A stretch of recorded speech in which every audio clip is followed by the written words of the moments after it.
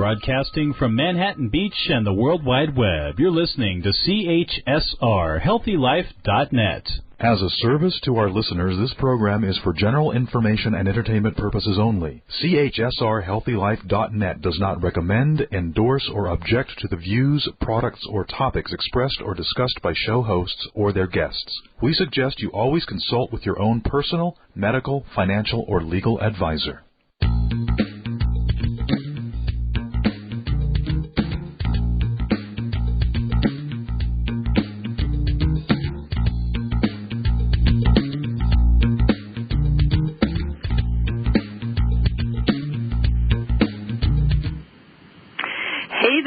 Welcome back to the Dr. Theresa Nicassio Show. This is a place of inspiration, education, and hope for a kinder, healthier, and more sustainable world. On this program, we have the privilege of hearing from local and international thought leaders who share their wisdom about some of the toughest health, environmental, and social issues we're facing during these very fragile times. But before delving into today's show, I'd like to express my heartfelt gratitude for the generosity of our wonderful show sponsor, New Roots Herbal, for supporting the vision of helping the world be a better place. To learn more about New Roots Herbal and their terrific GMO-free products and services, visit newrootsherbal.com. And if you'd like the opportunity to share your products or services with my terrific audience of over 350,000 monthly listeners, contact me directly through my TheresaNicassio.com website. And that's Theresa with an H, Theresa, N like Nancy, ICASSIO.com. As all of our hearts are heavy with the fires in Australia, I'd like to dedicate today's program to everyone whose lives are being touched by this horrible disaster and express appreciation to all of you firefighters and the others who have been stepping up to the rescue efforts. Be sure to join us next time when we'll be continuing our alternative health series with one of the most respected naturopaths in North America, Dr. Natasha Turner, who will be sharing her thought-provoking perspective about the benefits of ketosis and also the often overlooked risks of the keto diet. This is going to be an exciting show that's going to likely stir a lot of emotions, controversy, and some valuable conversations. I really hope you can make that one. But for today's show, I cannot tell you how excited I am for today's guest. I feel deeply moved for the opportunity to share with you the absolutely brilliant, world-renowned MIT senior research scientist, Dr. Stephanie Seneff. For over 30 years, Dr. Seneff was immersed in a unique intersection of the biological sciences, computer technology, and artificial intelligence, of all things. Her innovative spoken language dialogue systems were actually the precursor of Siri. So all of you who've used Siri or Amazon's Echo, and they earned her huge international accolades. But about 12 years ago or so, Stephanie's personal experiences and observations of the devastating and mysterious global autism and cardiovascular disease epidemics, amongst others, prompted her to embark on a passionate quest to apply her unsurpassed scientific and computational skills to help our ailing world, and in a big, serious way. This woman fortunately we all have our thing, and one of our guests today's things is she loves to solve puzzles, and she is gifted as a master synthesizer of information, and her discoveries about the impact of glyphosate and other toxins,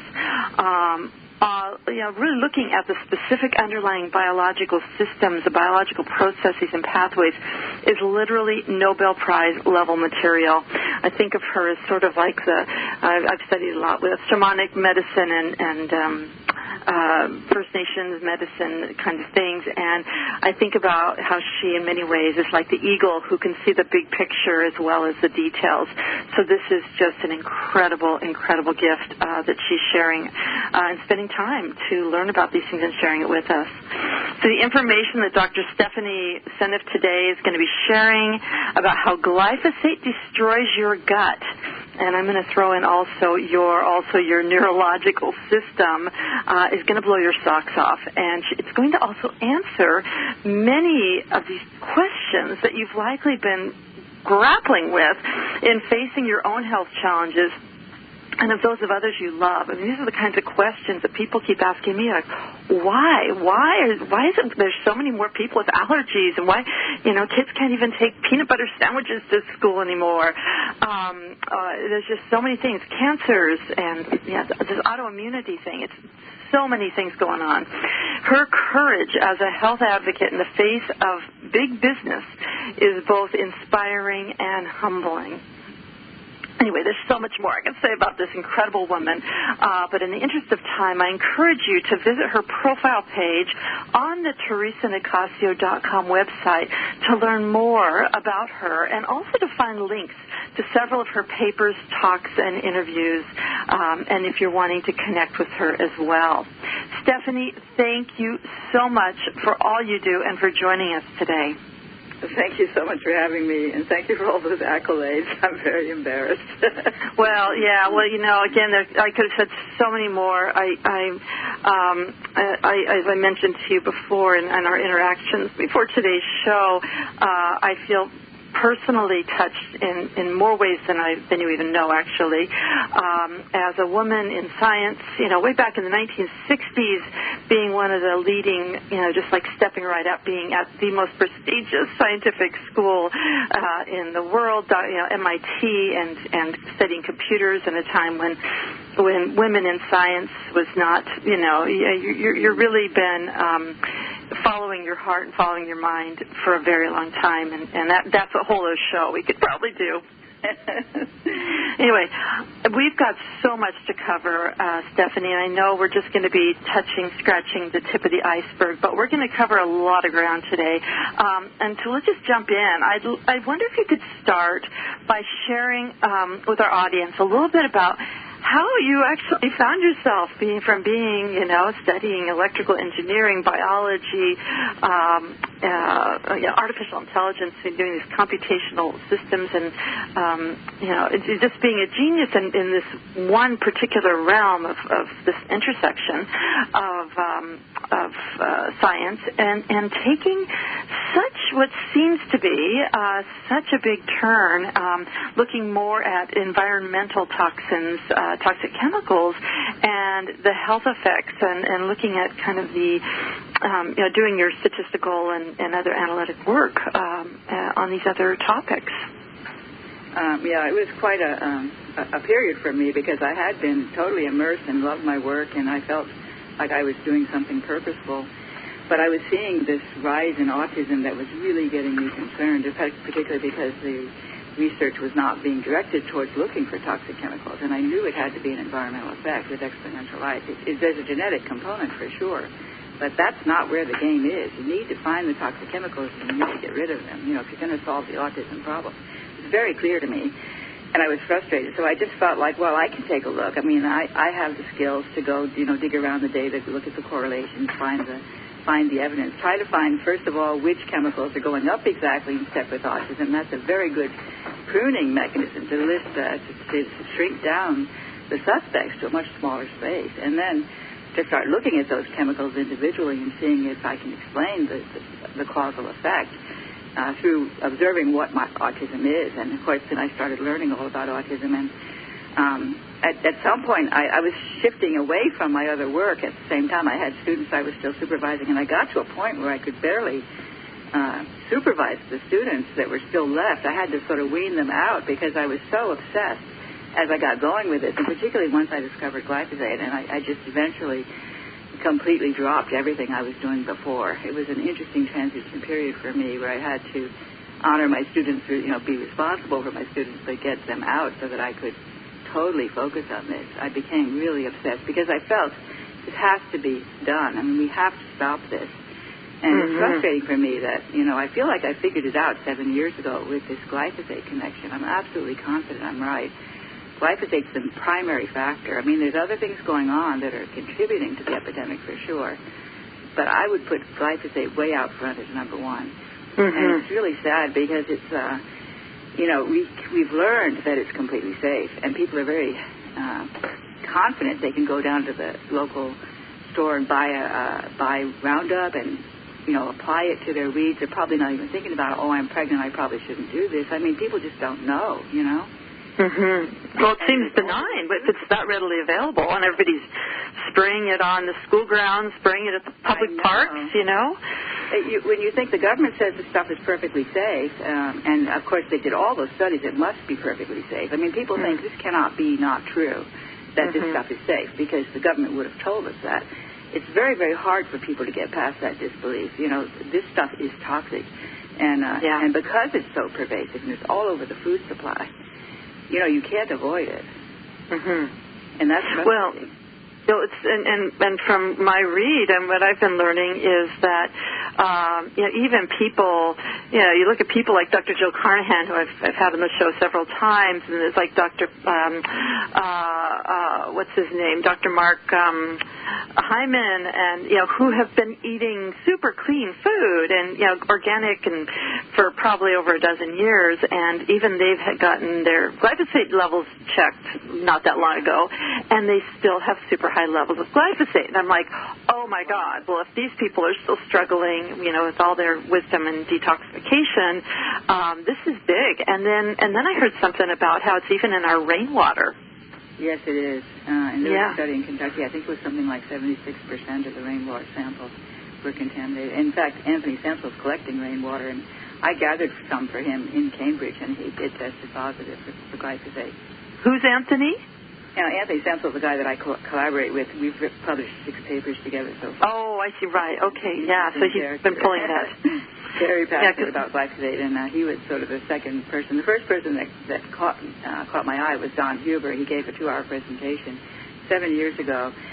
I didn't know the word glyphosate when I walked in, which is kind of surprising for me to think now because I think about glyphosate all the time.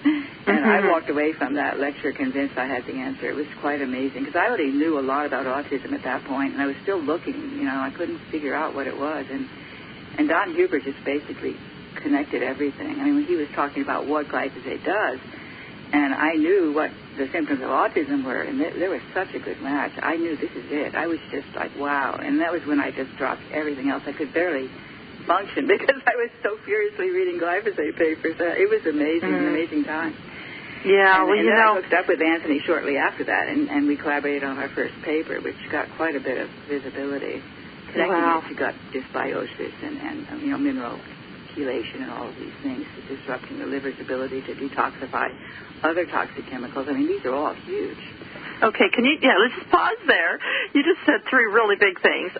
Can you just, and if you can raise your voice a little as you're talking, just being, so everybody can hear what you're saying, because you have just, those are like 3 big things. So what were those 3 things you just said? Because I know there's more, but you're talking about the minerals. Just go ahead one of those at a time, because most people don't realize the specific biological systems that are impacted, which you have been able to uncover. So just talk a little bit about those. Yeah, so the first one is gut dysbiosis, and what happens is that glyphosate kills bacteria. It's been patented as an antimicrobial agent, but it preferentially kills the good guys. So it wipes out your lactobacillus and your bifidobacteria, and then this allows other pathogens to flourish, and the pathogens then release toxins that cause trouble. So that's just one simple thing that's happened. But your lactobacillus and the bifidobacteria are producing all kinds of important nutrients for the host. And a lot of these come out of this pathway that glyphosate disrupts. Glyphosate disrupts a pathway called the shikimate pathway. Yeah. Which, the story is, this pathway doesn't exist in human cells, and that's why we're so fortunate that it doesn't affect us. That's the line that they give. But our gut bacteria have the pathway and use the pathway to produce essential nutrients, and so we become deficient in those nutrients when our bacteria can't make them. And that's pretty big right there, because those nutrients are the aromatic amino acids, which are, the 3 of the coding amino acids that go into all the proteins. So that the proteins are the workhorses of the body. You can't afford to have a deficiencies in amino acids that go into proteins. But worse than this, there's also those same amino acids are precursors to all of the neurotransmitters, serotonin, melatonin, dopamine, the skin tanning agent melanin, and melatonin, which is the sleep hormone, and also folate, which is a really important B vitamin, and thyroid hormone. All of those things come out of that shikimate pathway. And a recent study published in 2018, I actually wrote down the author here, Aitbali was the first author, Aitbali. They looked at mice and they exposed them to glyphosate, and they found that it disrupted their lactobacillus in particular, reduced their lactobacillus, and it caused depression and anxiety in those mice. So we have an epidemic in depression and anxiety. I think it's a direct hit from the lack of serotonin, melatonin, dopamine. All of those neurotransmitters that are so important for our mood are messed up because glyphosate is disrupting the bacteria that produce the precursors. Yes, and I just want to put a big fat exclamation point, folks. As you're listening, guys, you're hearing this right. The way our body creates neurotransmitters, this is how our body creates neurotransmitters, is through this pathway that no one is talking about. It's called the shikimate pathway. You've all probably heard about the Krebs cycle when you're, in high school or, biology. But I don't remember learning about the shikimate pathway. But this is actually how we create that serotonin, the dopamine, the things that make us feel happy and comfortable in our skin. Actually, also the things like with the things that help us with our sleep, the melatonin, and so we're seeing a rise in sleep disorders. We're seeing a rise in depression and anxiety in adults and in children. And as a psychologist, and Stephanie, so I've been doing this work almost 35 years as a psychologist, what the trends I've seen in the explosion of anxiety and panic disorders and actually ADHD and concentration difficulties that are just totally related to this is staggering. But the other thing that's staggering is that it seems like most mental health professionals don't even know about the shikimate pathway and don't realize how the food supply and how the glyphosate has been hijacking the production of things like serotonin. So now they're finding out that those serotonin reuptake inhibitors, SSRIs, aren't working. That whole family is now, they're saying now that we've hit a ceiling in the effectiveness of it, but they don't realize why. So now they're looking at some other mechanisms to try to use pharmaceuticals to help with depression and anxiety. And no one has been looking, except for you've been pointing this out now, you and Don Huber, about the effect of glyphosate. Yeah, it's frustrating for me because, I feel like I should be shouting this to the rooftops and people should be listening and they should be understanding and then they should be acting. And I really appreciate the community of the alternative medicine specialists. They're the ones. When I give them a talk, they're like, wow. I think they really run with it. They totally get it because they're dealing with all these people that have all these problems. And it just fits, it makes sense. So there was a second thing. You said three things, just like blah. I got as many more things. And I should mention, by the way, serotonin is also, first of all, most of it's produced in the gut, and it also is important for peristalsis, so it helps with the digestive system. And we have a lot of issues with constipation. That's another epidemic that we have right now, constipation. Yes. And part of that is because of the deficiency in serotonin interferes with peristalsis, and the gut just doesn't really move you get SIBO, you get this, small intestinal bacterial overgrowth. You get a lot of problems with that.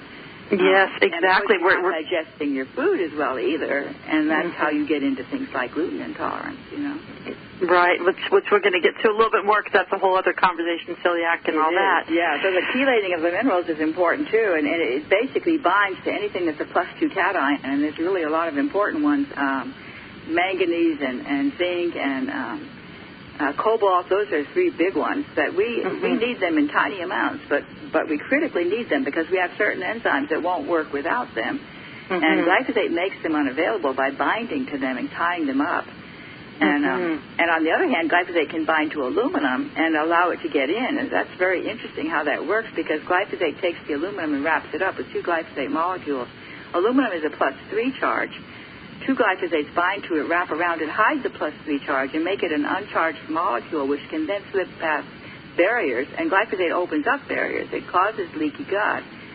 So this allows aluminum to get past the gut barrier. Normally, aluminum just comes in, goes out.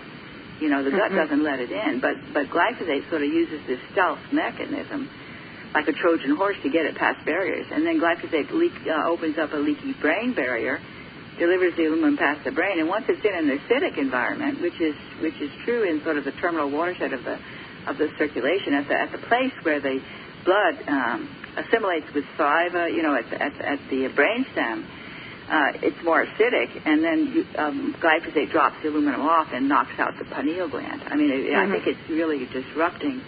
It's causing a lot more trouble with aluminum, both that we're eating orally and even probably with the aluminum in the vaccine. Right. Well, we're going to be having to take a quick break, but we're going to come back and talking more about some of these things. But the other thing to just plant the seed, folks, before you go off and break, is to be aware that there's this huge, amazing growing field of nutritional psychology and nutritional psychiatry. Actually, it was a Canadian psychologist who really has spearheaded some of this, where we're becoming more aware that a lot of the psychological mental health problems, depression, anxiety, psychosis, bipolar, all of these, that they're discovering now that there's a huge nutritional component, nutritional deficiencies and excesses that are related to exactly what Dr. Stephanie Seneff is talking about, that glyphosate is promoting in the most negative sort of ways. So with that, folks, stick around. We're going to be right back. We're going to hear a lot more from this wonderful Dr. Stephanie Seneff when we come back.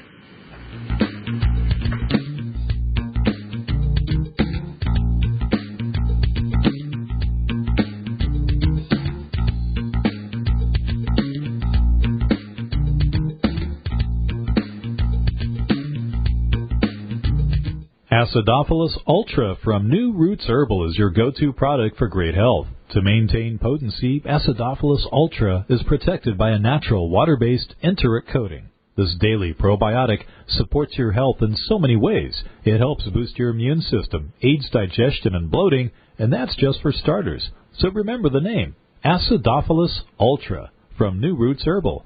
Get some now. To find a store near you, visit newrootsherbal.com. That's newrootsherbal.com.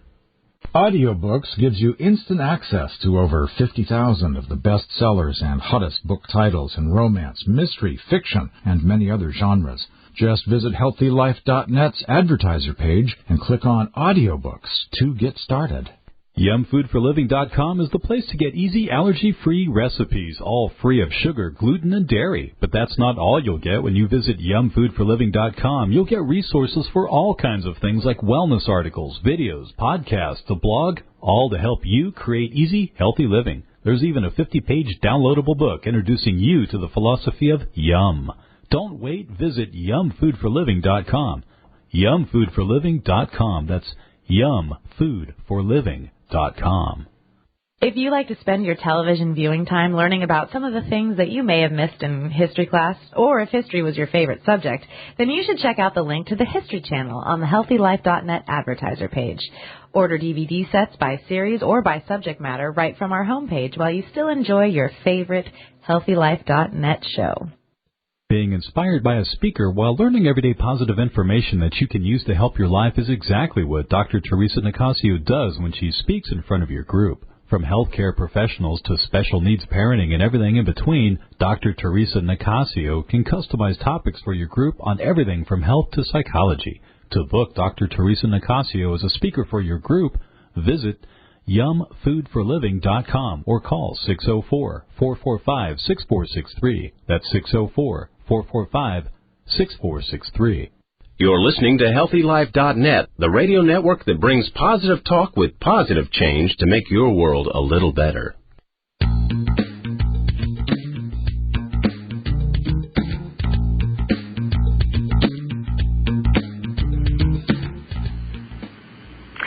Welcome back to the Dr. Theresa Nicassio Show. If you're just tuning in, we're here with the world-renowned MIT senior research scientist, Dr. Stephanie Seneff, talking about how glyphosate may be the motherwort of many of our recent health crises, health epidemics that we are discovering. And as you could hear from the beat right before the break, Dr. Seneff is full of information, and it's one of the things that she mentioned just quickly in passing, but we're going to go more deeply into, is looking at the effect of glyphosate on the liver and the liver functioning, because this is it wraps in so many pieces to this very complex puzzle. So, Stephanie, you want to just start talking? You've got so much to share. Right. So the liver, and I've mentioned about the disrupting the liver's ability to detoxify other toxic chemicals, which is, of course, huge, because now everything else becomes more potent than it was before. Mm-hmm. It makes everything else more toxic, and that's a big problem. And it's been shown experimentally in mice, in rats, that it severely suppresses a class of enzymes called the cytochrome P450 enzymes in the liver.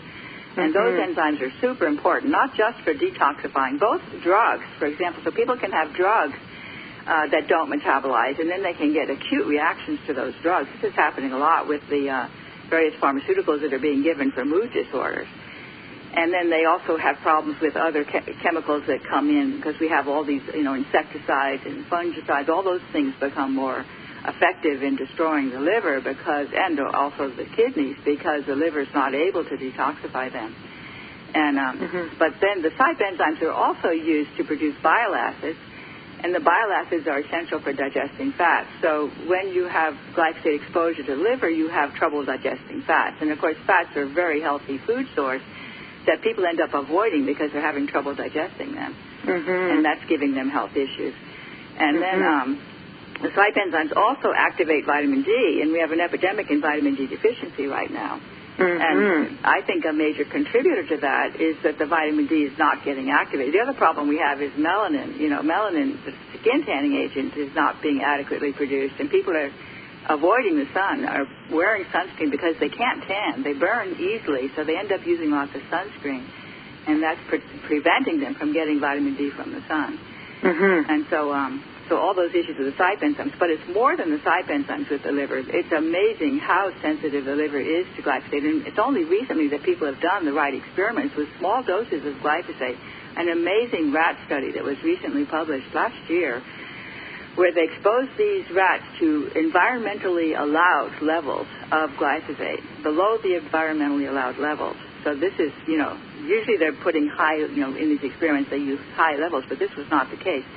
They gave these rats this glyphosate exposure, and they found that it disrupted their liver in a major way. It caused directly fatty liver disease, and fatty liver disease is also an epidemic right now. It's going up exactly in step with the rise in glyphosate usage on core crops. And the fatty liver, it's interesting because it disrupts the liver. They look at many different metabolites in the liver, and they can see that it increases, ALT and AST, which are enzymes that you use to measure liver damage. Those are classic enzymes that you use. Also GGT, which is a very good marker of liver damage, that goes up. So all those, it's showing that the liver is being stressed by the glyphosate. And it also disrupts other things in the liver, like causing the liver to lose its sugar stores. The glycogen disappears. And all of these things I just listed, can be traced to a single enzyme that I think glyphosate is disrupting, not just in the liver, but everywhere. The liver produces a lot of this enzyme, and this enzyme is super critical for the citric acid cycle to work properly and for fats to be used for energy. So it's like an incredibly important enzyme. It's a regulatory enzyme in the liver.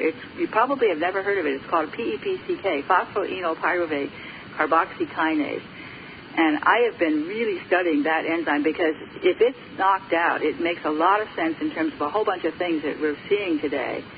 If you just say that one enzyme is being knocked out, you get a long ways towards explaining many different problems that are showing up, one of which is fatty liver disease. Also, when infants are born, they can have a crisis where they get low blood sugar. They can go into a coma. It's a hypoglycemia problem, which can be due to a defective PEPCK, because they suddenly have to, process.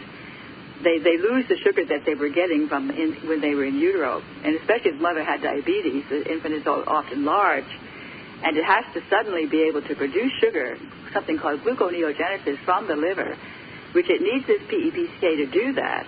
So if this enzyme is wiped out, it can't. And what's really interesting about this enzyme is that it's an exact duplicate in terms of the situation with respect to glyphosate disrupting. It completely matches EPSP synthase, which is the enzyme in the shikimate pathway that glyphosate famously disrupts. In other words, there's a specific situation where there's a glycine residue, highly conserved, two positively charged amino acids nearby, a cavity that's formed to fit the phosphate of the PEP. It's the same molecule, PEP, in both cases. And in the EPSP synthase, glyphosate totally disrupts the enzyme, prevents it from working. I'm predicting it does exactly the same thing with PEPK because it's exactly the same model. I think it's really terrifying if this is true. Yeah. So this is really big because you're talking about both the enzyme and the shikimate pathway. There's this enzyme that gets disrupted, that gets messed up in the shikimate pathway, but also in this liver process. It's also an enzyme.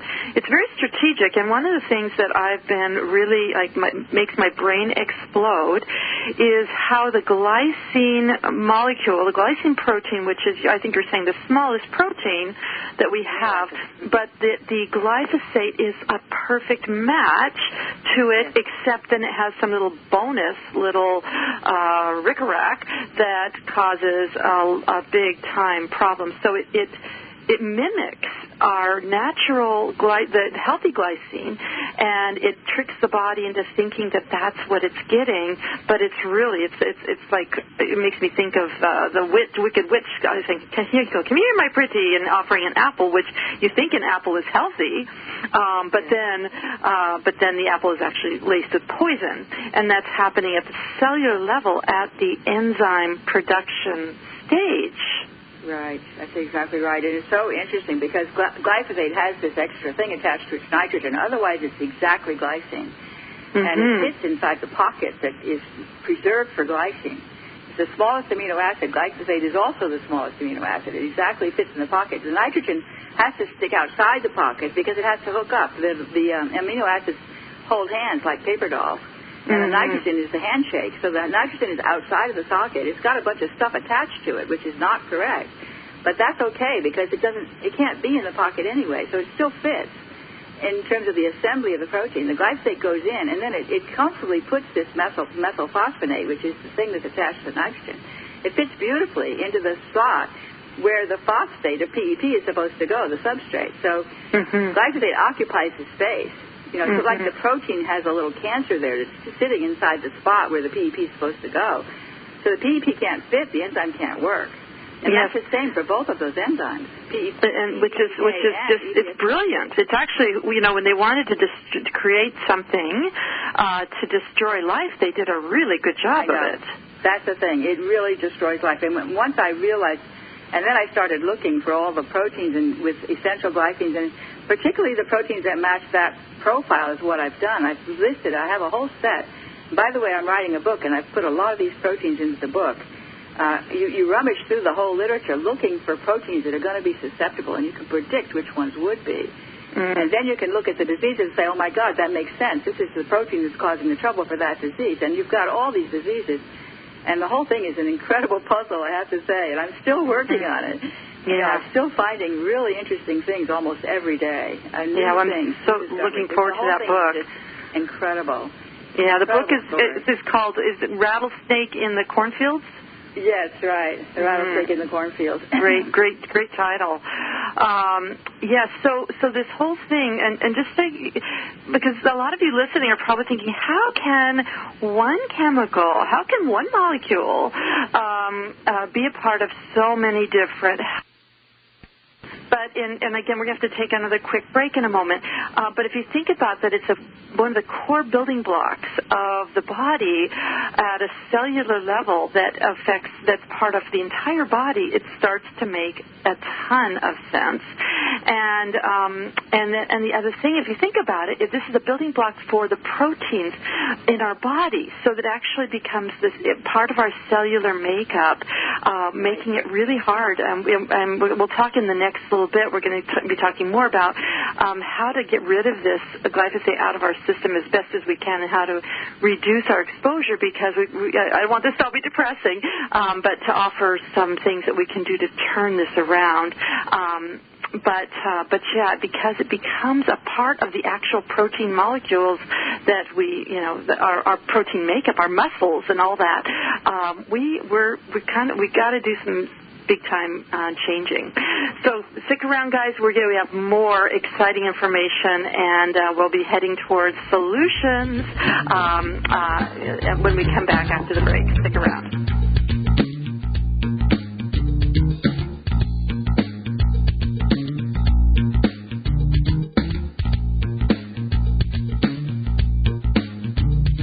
There's a book that makes it so easy to embrace a healthy, gluten-free lifestyle, even kids will like it. Filled with heartwarming stories, food as medicine health tips, easy allergy-free recipes, and creative culinary inventions, the award-winning book Yum by Dr. Theresa Nicassio is your source for all of this and more. So make gluten-free living easy, tasty, and fun. Get Yum, plant-based recipes for a gluten-free diet at Amazon.com.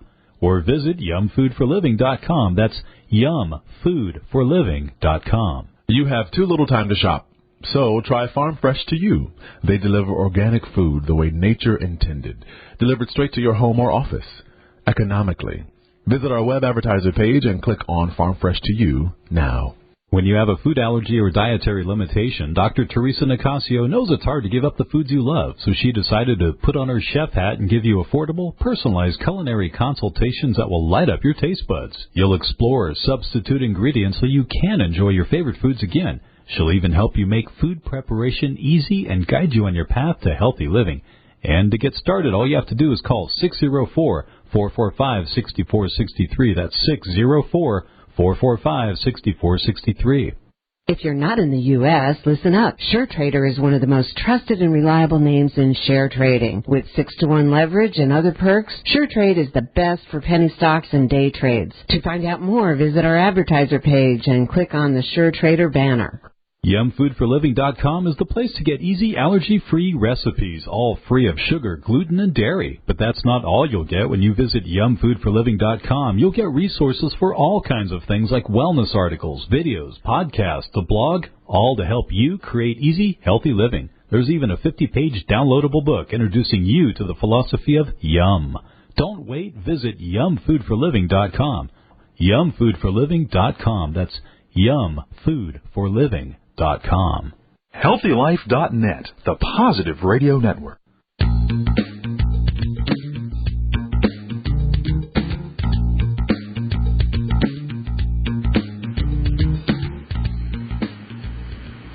Welcome back.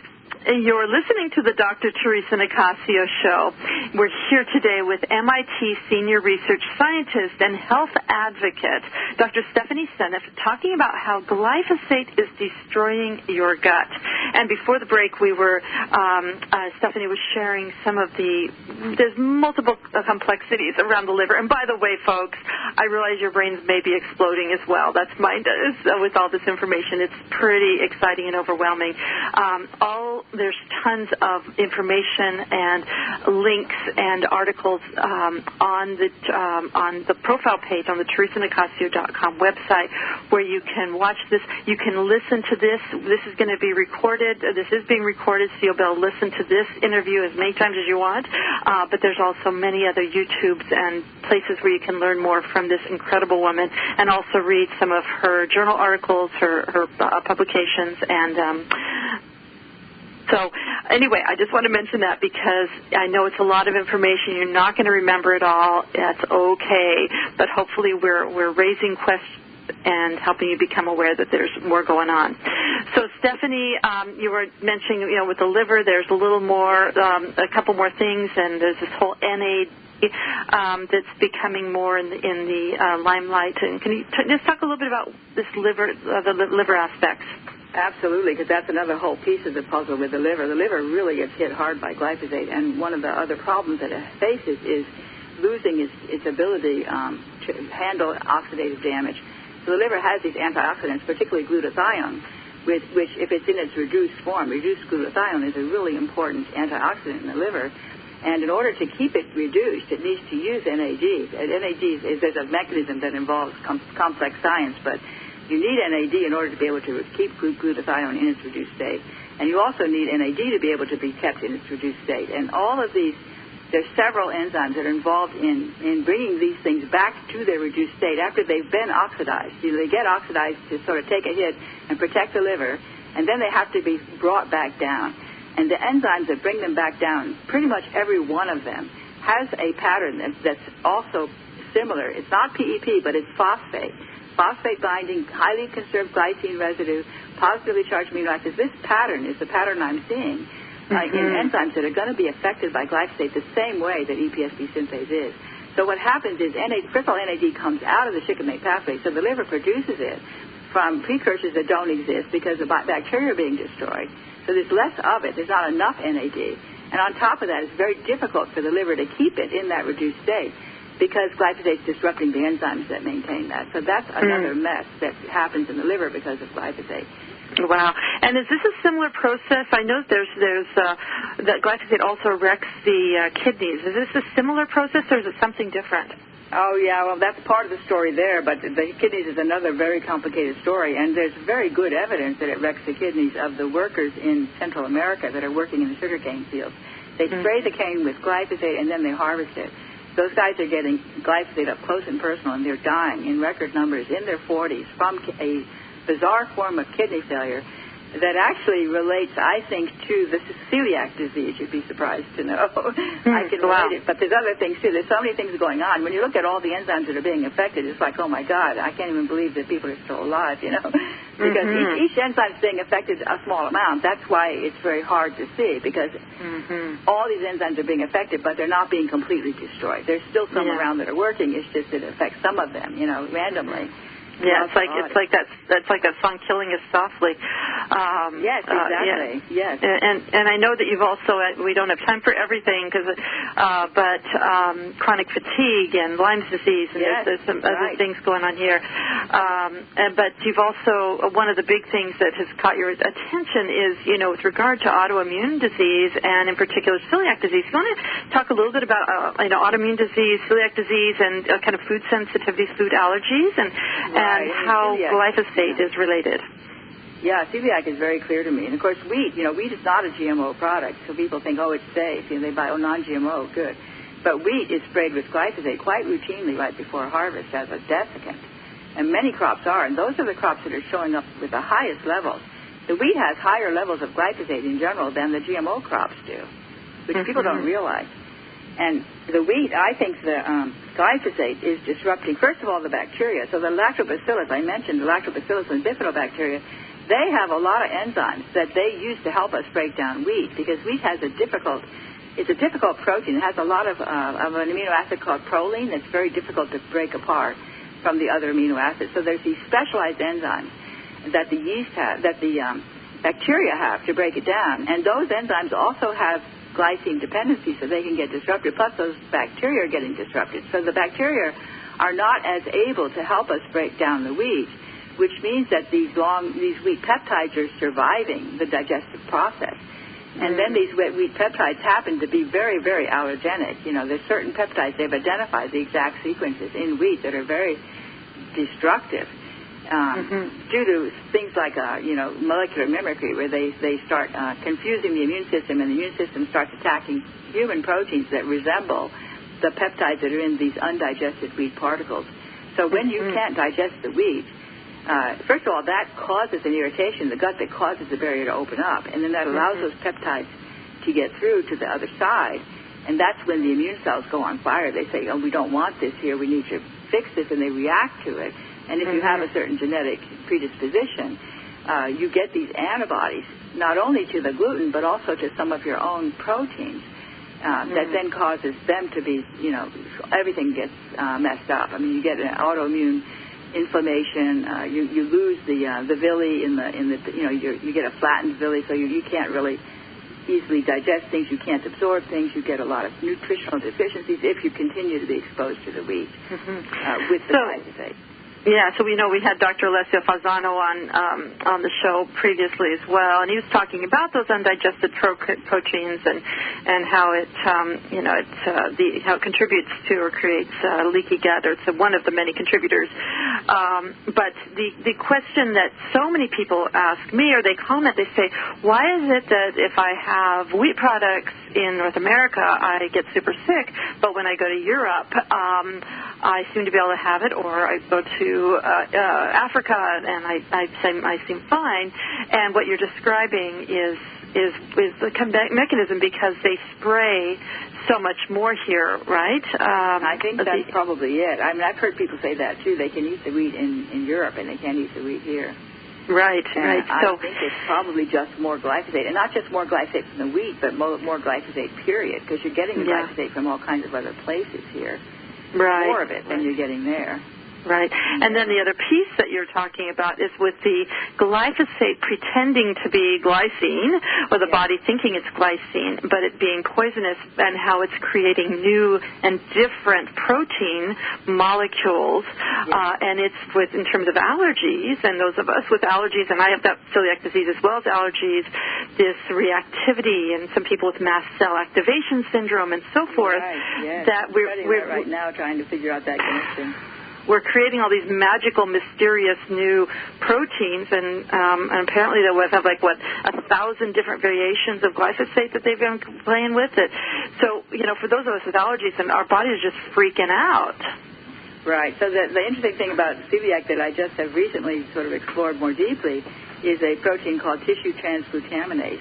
Mm-hmm. And that's a protein that people with celiac get antibodies to that protein as well as antibodies to gluten. And that protein is really fascinating, because that protein binds to a molecule called GTP, and when it's bound to GTP, it's inactive. So they believe that most of it that's inside the cells is inactive because it's bound to GTP. Well, guess what? That binding site has essential glycine residues, positive charge, spot for the phosphate of GTP is triphosphate. So you've got those phosphates it needs to bind to. Glyphosate finds a place to put its methylphosphonate group and messes up binding to GTP and active. So when that protein's active, it does nasty things, because that protein builds cross-links. It hooks gluten to other proteins in the body. It makes a total mess. It's really fascinating stuff. Read about tissue transglutaminase. It's a very, very interesting protein. Glyphosate allows it to turn on, and then it becomes very problematic, and that's how you get these antibodies to various proteins that gluten has been stuck to by this enzyme that's become active because it can't bind. It's craziness. Anyway, guys, we're going to have to take another break. And just so you know, we're not be able to get everything. There's a whole huge whack of information around autism, about the superbugs, these antibiotic-resistant superbugs that glyphosate is promoting, inflammation, even elements with the contributing to global climate change. It's insane. We're not going to get everything here, but what we are going to get to next segment is solutions, and what you have empower all of us, what we can do. And there's some really surprising things that Dr. Seneff is going to share with us that you have right in your own kitchen or your own backyard that can help. So stick around. We'll be right back.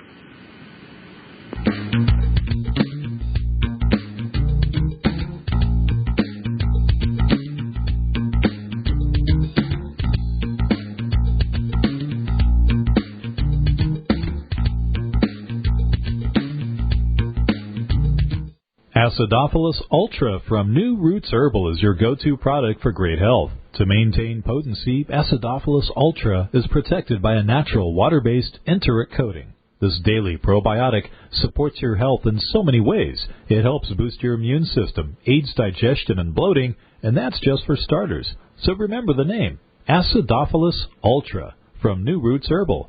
Get some now. To find a store near you, visit newrootsherbal.com. That's newrootsherbal.com. VMware is a fresh perspective for virtualization on the cloud. Shaping the future, this all-in-one platform delivers virtual cloud service on any cloud. Visit our HealthyLife.net's advertiser page and click on VMware. When you have a food allergy or dietary limitation, Dr. Theresa Nicassio knows it's hard to give up the foods you love, so she decided to put on her chef hat and give you affordable, personalized culinary consultations that will light up your taste buds. You'll explore substitute ingredients so you can enjoy your favorite foods again. She'll even help you make food preparation easy and guide you on your path to healthy living. And to get started, all you have to do is call 604-445-6463. That's 604-445-6463. For the best in business class travel, count on Cheapo Air. Cheapo Air has the best price guarantee, 24/7 customer service, and easy booking online or by phone. To experience your hassle-free journey, start by going to HealthyLife.net's advertiser page and click on Cheapo Air. There's a book that makes it so easy to embrace a healthy, gluten-free lifestyle, even kids will like it. Filled with heartwarming stories, food as medicine health tips, easy allergy-free recipes, and creative culinary inventions, the award-winning book Yum by Dr. Theresa Nicassio is your source for all of this and more. So make gluten-free living easy, tasty, and fun. Get Yum, plant-based recipes for a gluten-free diet at Amazon.com or visit yumfoodforliving.com. That's yumfoodforliving.com. Radio your way. HealthyLife.net.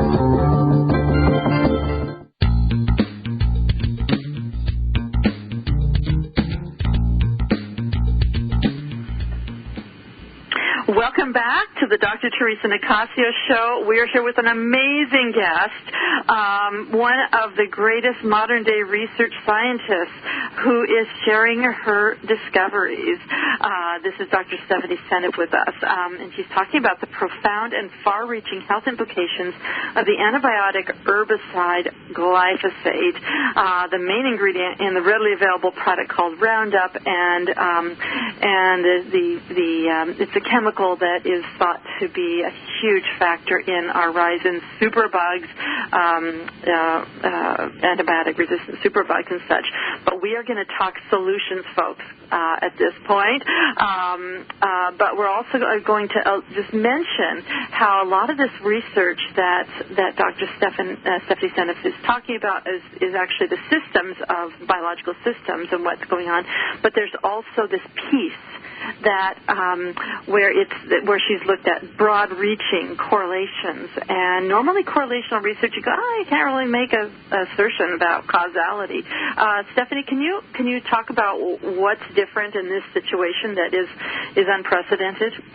First of all, the correlations are absolutely stunning, and there's a huge list of diseases that are very, very strongly correlated with the rise in glyphosate.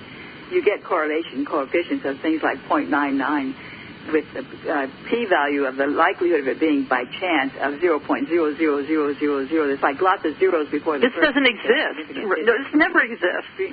I mean, that kind of correlation is just unbelievable. And then also all these diseases are going up. I mean, people say, well, how can one thing cause all these diseases? They have to turn that around. How can all these diseases be going up at the same time? From all kinds of different toxic chemicals. That's a much more complicated story.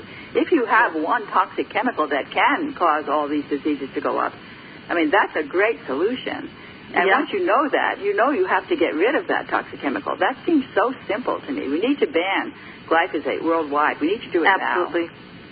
Absolutely. Forget the labeling. Let's just ban it. So what can we do?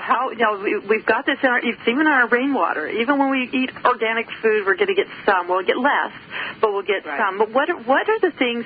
What can our listeners do to reclaim their health, reclaim their bodies, and get our bodies creating those neurotransmitters again, and carrying around the sulfates and the making healthy proteins instead of clearing out the junk that's in there. Right. Well, so, of course, eating organic is very, very important. And when we shop, my husband and I, we always buy certified organic. If we can't find a certified organic version of something we need, we don't make that recipe. We're very strict about it when we eat at home. We violate our rules when we eat out, but we try to eat out as little as possible. I think it helps to eat organic. It won't, as she said, it will still be there, but it's usually much lower levels. And you can learn which foods have the high. For example, anything that's sprayed with glyphosate right before harvest, don't eat it if it's not organic. And that includes bread, legumes, sugar, of course. Sugar cane is sprayed right before harvest. So that means organic sugar, And so many of the delightful treats that kids love so much, like Oreo cookies and goldfish crackers and Cheerios, those things are loaded with glyphosate. I think that's very disconcerting. So make sure when your children eat snacks, buy organic. Very, very important. Number two is, an interesting one is apple cider vinegar, and I'm hoping it's true. There's only a few microbes that can actually metabolize glyphosate, and one of them is Acetobacter, and Acetobacter is found in apple cider vinegar. So we like to use organic apple cider vinegar. We just make a salad dressing, have a salad before dinner. You've got that then of course it's a probiotic as well, which is always good. But you have the possibility that microbe can help you metabolize the glyphosate in the oral cavity before it even gets to the stomach, and to keep the glyphosate at bay. So I think that's a really interesting idea. We haven't confirmed that that's true, but we're hoping that it's the case. So apple cider vinegar. Also eating a high sulfur diet. I really believe in sulfur. I think sulfur deficiency is a problem that glyphosate produces, and we didn't have time to talk about it. It's complicated science. I write about it in my book. But you need to make sure you have enough sulfur containing food. So that's going to be things like cruciferous vegetables, garlic, onions, seafood, cheese, grass-fed beef, things like that. Those are all good sources of sulfur. There's also fulvic acid and humic acid, which are organic matter from the soil.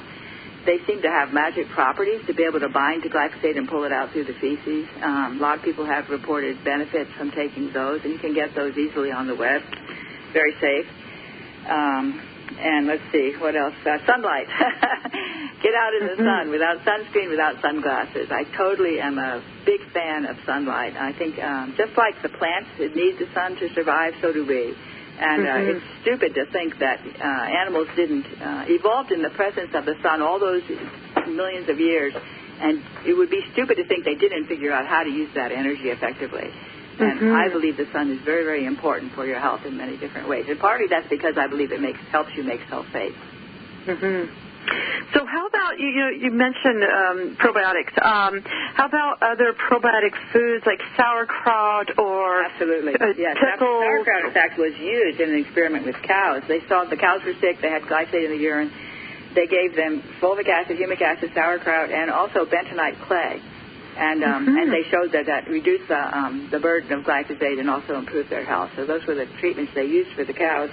There's also, of course, all these polyphenols and flavonoids. This is sort of, green, healthy green vegetables and particularly spices and herbs. And even, interestingly enough, dandelion greens and berberine from barberry. Some of these weeds actually have very, very healthy abilities to help you detoxify. Yeah, I keep hearing more and more about berberine, and a lot of people with SIBO and different things. Some different, a lot of it's sort of like this about how it's sort of like one of the new biggies. But we're going to need to wind down, folks. This has been amazing. Thank you so much for being here, Stephanie. And thank you, everybody, for joining us today. I know this was a lot of information, but you can listen to it again, and you can get more information about her. Thank you, Stephanie, for all the great work you're doing to educate us and empower us and help the planet.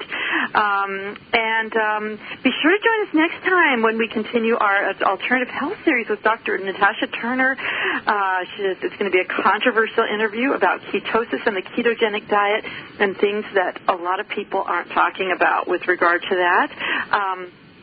To learn more about all of our incredible guests and access loads of free wellness information and resources, visit the TheresaNicassio.com website. I'm Theresa, and this has been the Dr. Theresa Nicassio Show. Until next time, hold a special place in your heart for our planet and especially for those in Australia during this very difficult time. Adios.